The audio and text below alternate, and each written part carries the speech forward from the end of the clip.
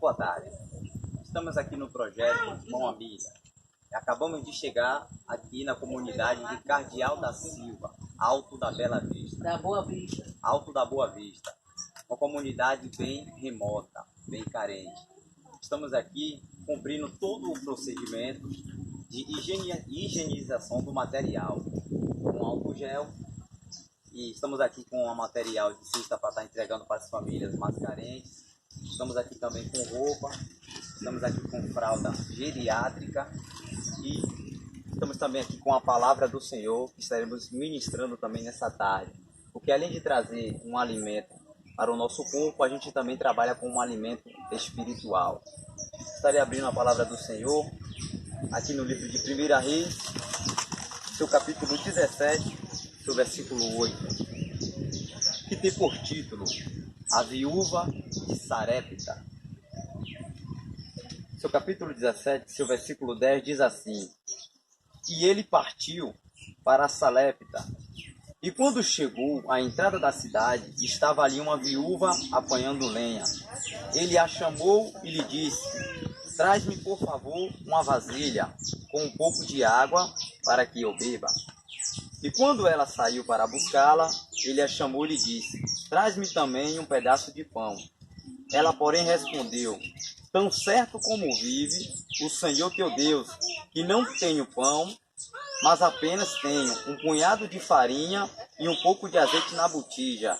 Estou preparando gravetos para ir preparar para mim e para meu filho, para que comamos e morramos.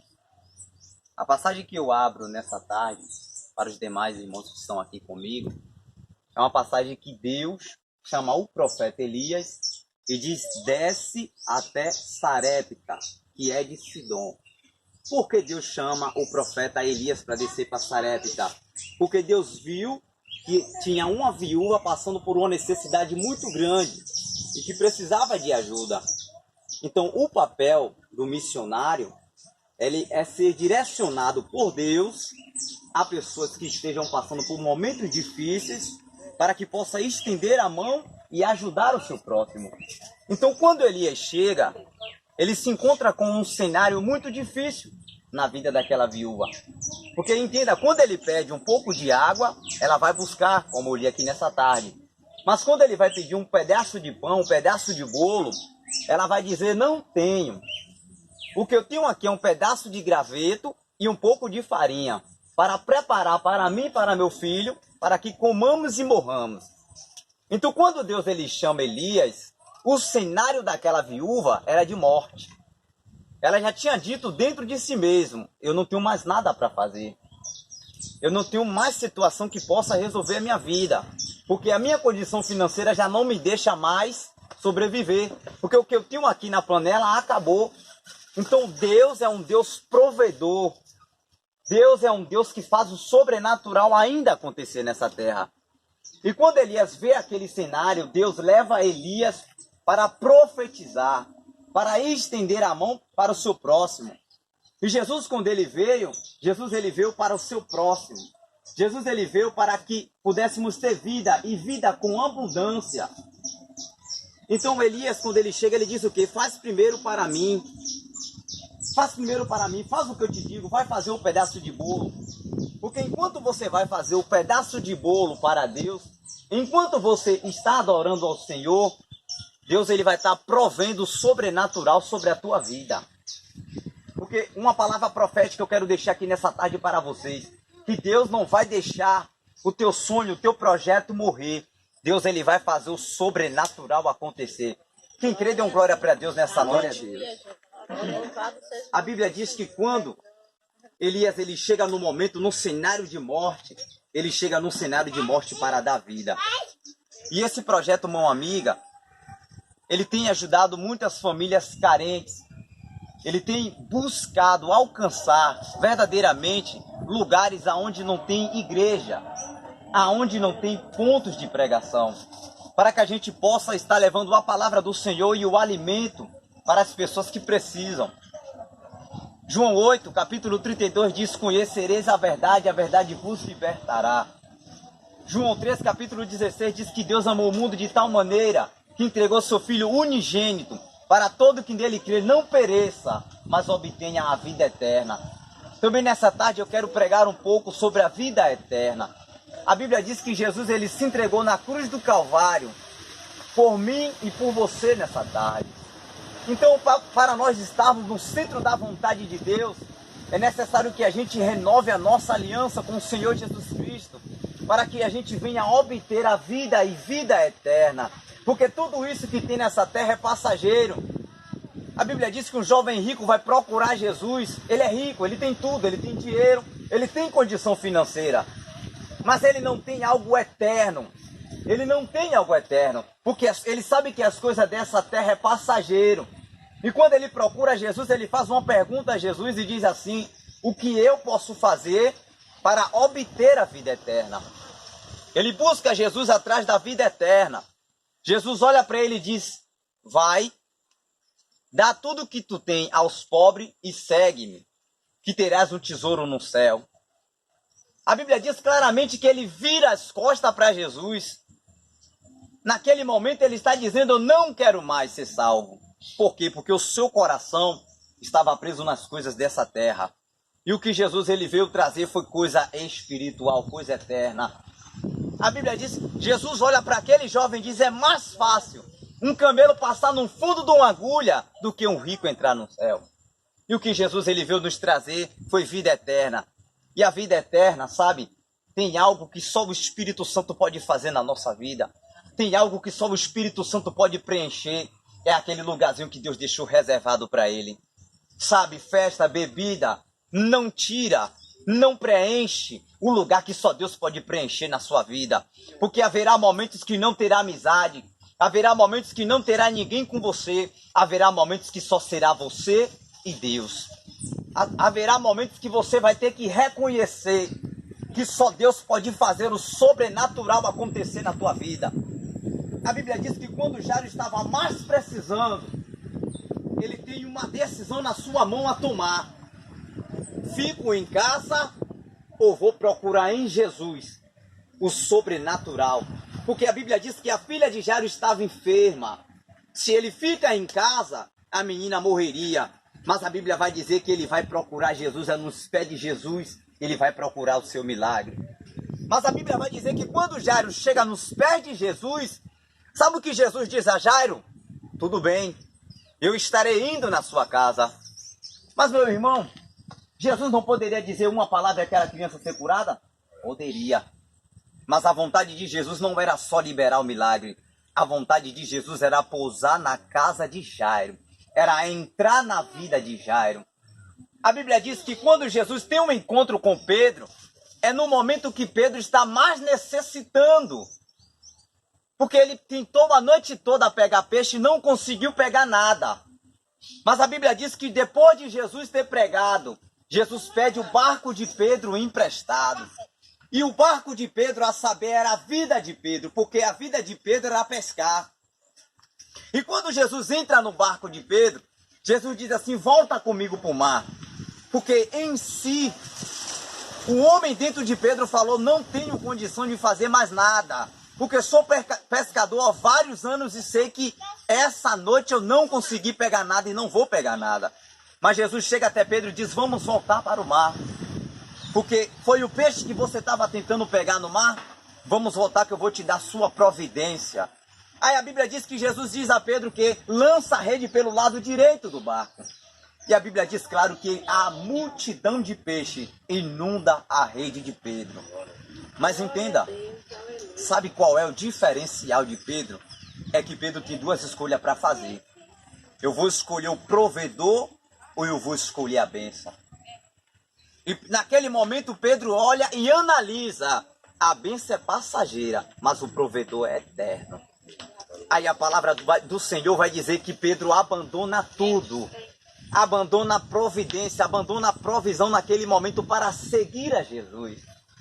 E nessa tarde também eu queria deixar essa palavra guardada no teu coração. O provedor é maior do que a provisão. O provedor é maior do que a bênção. Amém, meus irmãos? Glória a Deus. Tem alguém aqui nessa tarde que não renovou sua aliança com o Senhor Jesus ainda? Levante sua mão assim, só quem não é cristão. Se coloque de pé um pouquinho, nessa. Se coloque de pé um pouquinho de pé. Se coloque de pé, porque não são cristãos. Pode ficar de pé. Vou pedir para o pastor fazer uma oração pela sua vida aqui especial.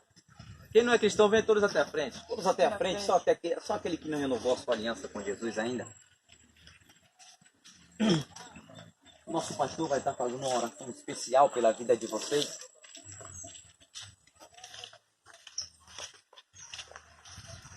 Amém? Todos os irmãos com a graça e a paz do Senhor Jesus. Nós sabemos que nós precisamos alimentar o corpo. O nosso corpo nós alimentamos com a comida. Mas a Bíblia diz que nós temos corpo, alma e espírito. Então nós precisamos também alimentar o nosso espírito e a nossa alma. E nós só alimentamos o nosso espírito e a nossa alma quando nós temos uma comunhão com Deus. Quando nós se aproximamos de Deus, quando nós entregamos a nossa vida a Deus.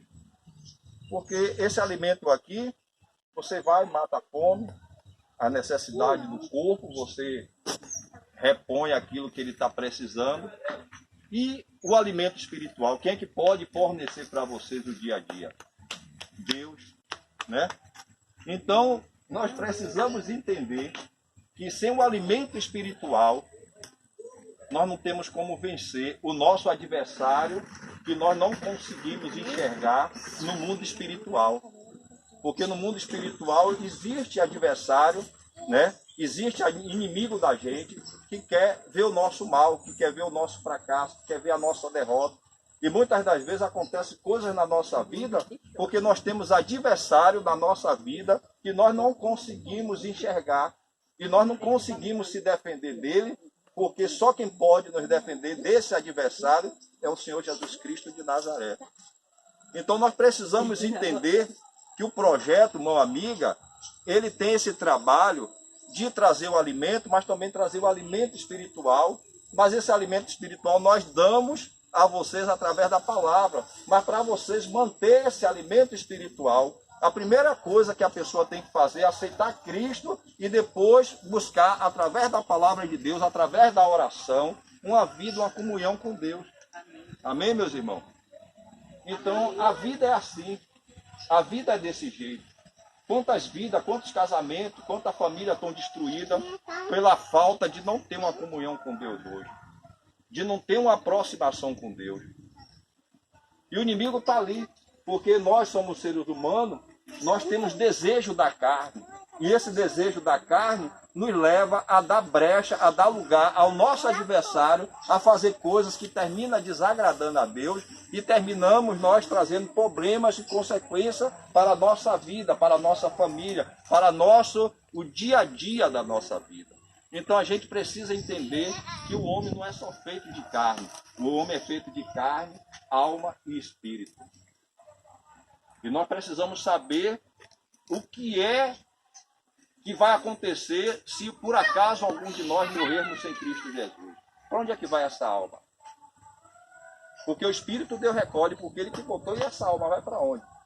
Se eu não tiver uma aliança com Cristo. Então a gente precisa ter esse entendimento para que nós possamos entender o que é que realmente Cristo quer na vida de cada ser humano.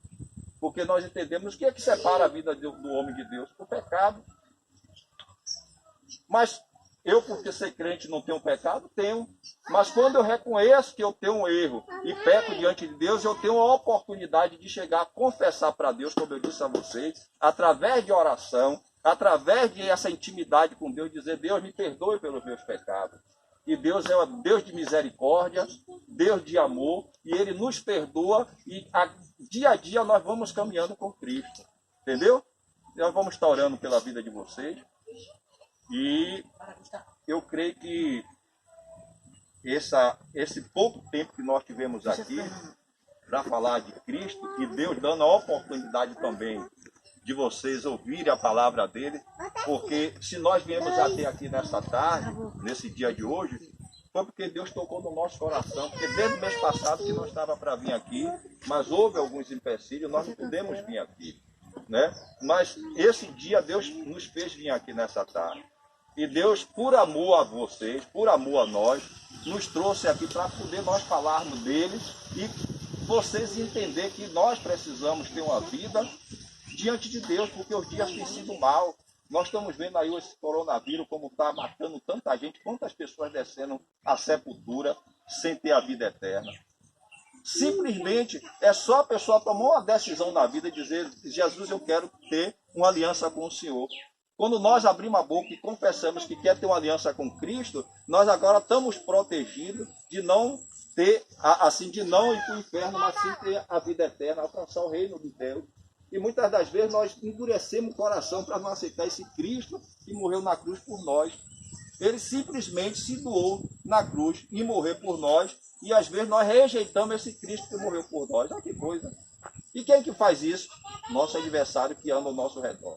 Não aceite não, rapaz, porque a bebida, não aceite por causa disso, por causa daquilo. Ele quer sempre botar isso na nossa mente. Mas nós tinha uma vida que nós também acreditávamos que se nós aceitássemos Cristo, não ia largar o vício, não ia largar a bebida, não ia largar a prostituição. Mas isso é o dia a dia, Deus vai mudando essa vida da gente. Deus vai nos fortalecendo para que nós continuemos firmes na presença dele. Uma Bíblia fácil, todo mundo trazer, senão é para a gente até, quando no próprio trabalho que a gente sair, trazer Bíblia. Para dar ao pessoal que às vezes não aceitaram Cristo, tem uma Bíblia dentro de casa. Viu, minha líder Lânia? Trazer as Bíblias para entregar ao pessoal. Amém? Vamos estar orando por vocês e eu creio que Deus vai continuar operando aqui na vida de vocês. Amém, Tiago. Nosso irmão, esse de onde é a obra, é normal. Eu não vou colocar a mão, só vou pedir a você